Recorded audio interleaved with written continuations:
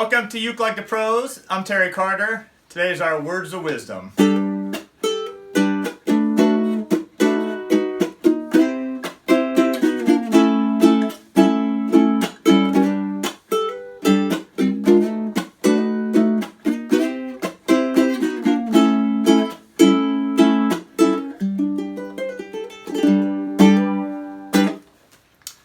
Today I'd like to take a little bit of a break from our tutorial since we do a lesson here every day.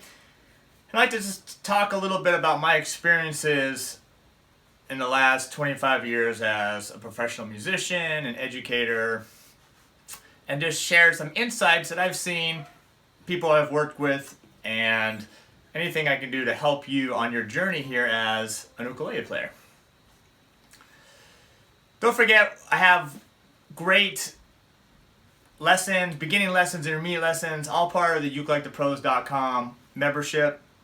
Check that out at ukelikeThePros.com. Check out your 30-day free trial, access to all the lessons, download the backing tracks, sheet music, and I know that will help you on your path to ukulele excellence. So today what I want to talk about is excuses that we make before a performance. I see this a lot during midterms, finals, especially for my performance-based classes, when a student will get up to perform for the class, and I've always encouraged that. I always make the students perform for the class. Get up in front of 20, 30 people and play your piece, whatever it is.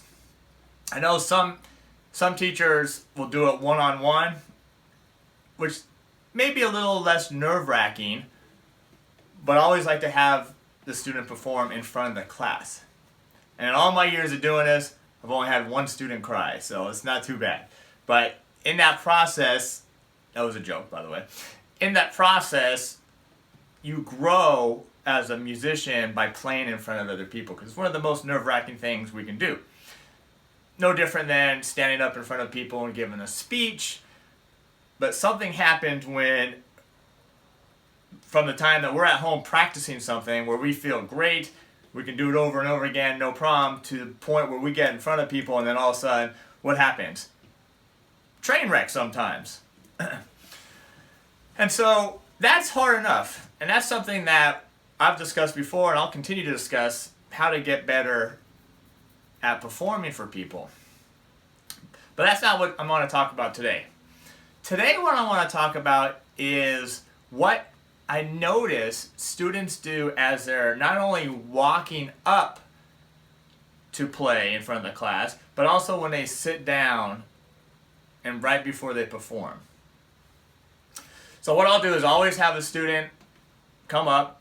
I usually have to call them. I like not to have a student have to be called, that people just volunteer. I think it's better to get the performance out of the way rather than sit there and stew on it for 30 minutes or 45 minutes before you come up and play.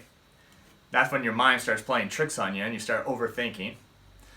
2, you really never know the person in front of you. And if the person in front of you gets up and just kills it, great player, maybe sings, then that even lowers your confidence more when you get up there, because now you're saying, well, I'm not even as good as that person that went before me. So, but lo and behold, I always have to call people up. Maybe we get 3 or 4 people volunteer, and then I have to call the rest of them up. So as students are walking up to perform, and as they sit down, and maybe this is you too, what I start hearing a lot is they start qualifying their performance by making some kind of excuse. So things I hear a lot are, oh, I've been so busy, I really haven't had time to practice as much as I want to. That's a big one. Or, this is not the normal ukulele that I normally play. Yeah, so for some reason the student decides to bring a different instrument than the one that they've been playing the entire class. Something that they're not necessarily that comfortable with. Or, you hear, I had to work late. The excuses can go on. and on. I mean, I've heard them all.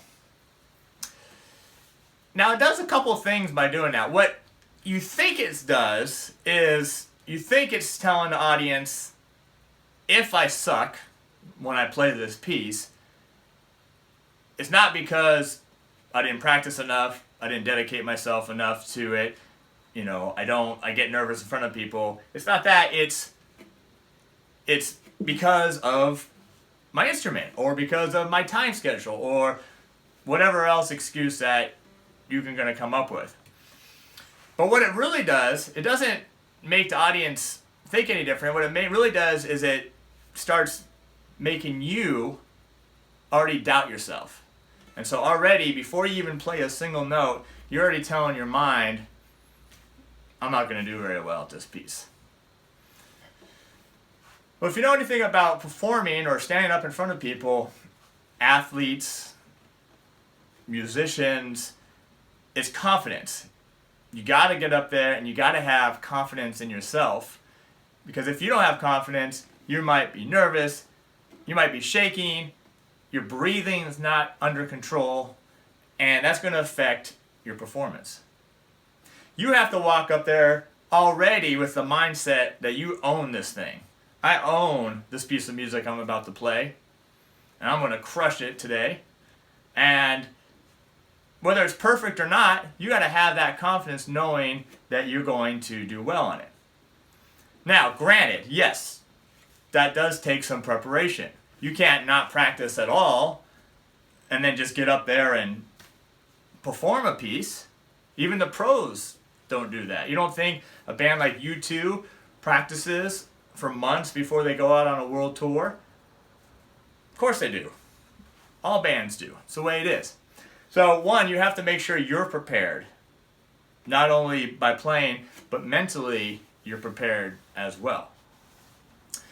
And we're just going to say that's a given, because that's a whole different topic that we can talk about, is preparation and how to prepare for a piece. But we just got to assume that you are prepared, at least prepared as much as you possibly can be. And you got to go up there and you got to own that piece of music you're playing. So make an excuse like, I didn't have enough time to practice, I didn't sleep last night, I didn't eat my breakfast, I had a string break, I missed the bus this morning, I had a flat tire.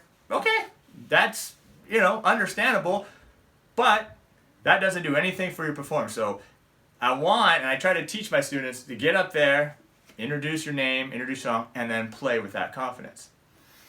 Now, you know that we're here every day, and I was just checking the computer, and we started these in January. So since January, we've been doing these every single day, these lessons. And here we are, July 30th. Do you think I'm totally prepared 100% every time I get in front of this camera? I always wish I would have had more time. Most of these times I'm doing these lessons right after I teach a class, right after I get home from something, right after the babies go to sleep, whatever it is. I mean, this morning I've been up since 4:30. I already went and played my church gig, got home, I had the babies, had to put them to sleep, and here I am live. So that's an excuse for me if I come up and say, I'm going to kind of suck today, but it's because I've been really busy. No, that's not it at all. I'm going to get up here every day. I'm going to crush this lesson. I'm going to do the best I can. I may mess up. Sure. I may miss a note, may miss a chord, may miss a lyric, may forget to say something. That happens all the time. But I got to have the confidence to get up here and do it and portray to you, man, this guy, he's on it. Terry's on it today. You're doing a great job. So that's what I want you to work on for your next performance, whether it's performing for your spouse, some family members, you're out at the local ukulele club, you're out at the local pub playing, outside concert festival, posting a video to the Uke Like the Pros Facebook group, whatever it is that get up there and just own the piece. Now what I will guarantee you is that most people, if you make a mistake, they don't even notice. Because people are got so many things going on in their own mind, especially if they got to perform, that you make a little mistake here or there, no one's going to notice. I will say one thing, you always want to hopefully start on the right chord or note and end on the right chord, because that at least gives you a good starting point and a good ending point. And what happens in between? Most people won't even catch it. I see we got a few people checking in. Errol's here. I haven't seen Errol for a while, so good to see you. And Mary's here too, so she's doing awesome. We were down at Cardiff where I met Mary yesterday, and Chris is here. So thank you for checking in. I know it's Sunday, and we're so busy with life and family and everything we got going on, so thank you for being here. So today's lesson, no excuses for your performances. Get up there, do the best you can, and well, I'm going to give you one more example before I get out of here because it just reminded me. Yesterday in our beach jam with my surfer friend Michael, not a musician, doesn't play an instrument, doesn't sing. Right before the lesson, I said, hey, here's some lyrics. I need you to come up here and sing these Hey Man parts when we were playing Suffragette City by David Bowie. And guess what? He gets up on camera, he's nervous, and he does it.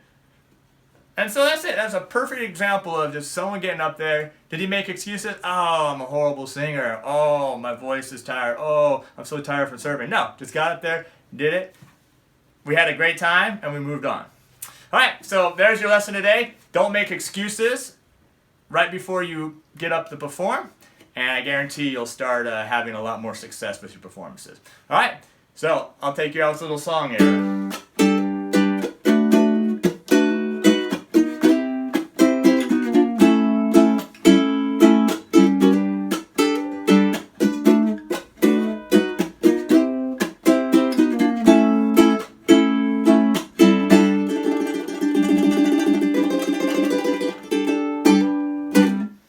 And we'll see you next time.